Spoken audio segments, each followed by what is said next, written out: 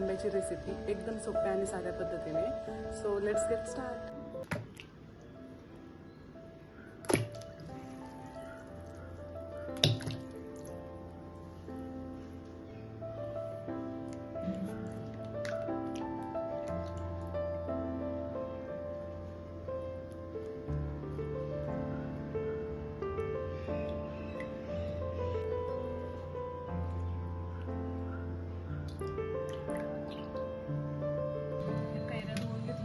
आपण आता किसून घेऊया.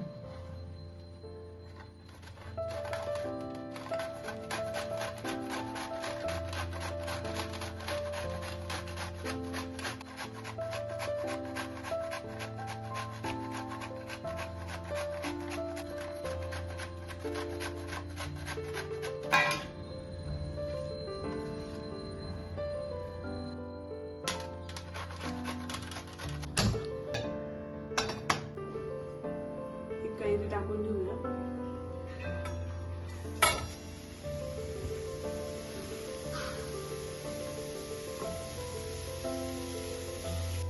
कैरी टाकल्यानंतर त्यामध्ये साधारणतः आपल्या अंदाजे गूळ टाकायचे आहे. कैरी थोडी जरा जास्त आंबट आहे, सो गूळ टाकला एक वाटी.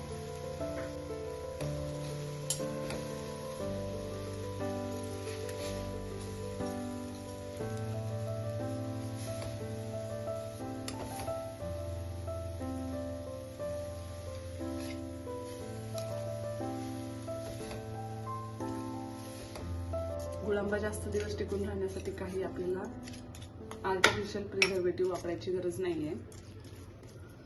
साधारण एवढी दालचिनी टाकते आणि एक लवंग टाकते.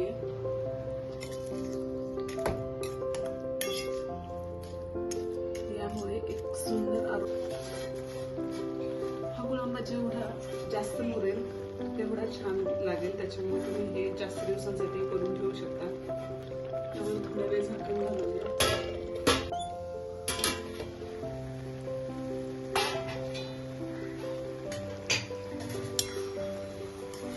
एकदम छान पद्धतीने तयार झालेले आहे. सो आता आपण काढून घेऊया.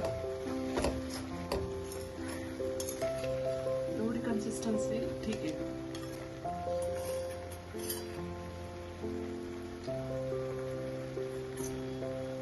मस्त झाले.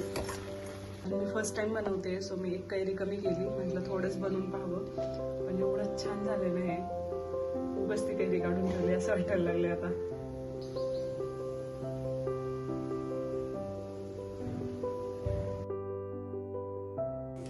तुम्ही पण घरी अशा साध्या पद्धतीने एकदम सुंदर असा गुळांबा तयार करू शकता. इतका छान झालाय ना हा, मी सांगू शकते.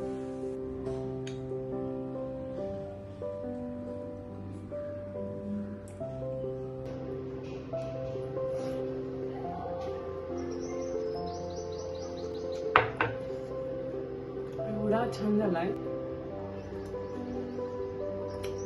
इलायचीचा फ्लेवर एकदम छान लागतोय. त्यामध्ये दालचिनी टाकली आहे आणि एक लवंग टाकली आहे. त्याचाही फ्लेवर एकदम छान इन्हान्स झालाय. Like, share and subscribe to my channel for this amazing recipes. Next व्हिडिओमध्ये परत भेटूया. तोपर्यंत बाय बाय.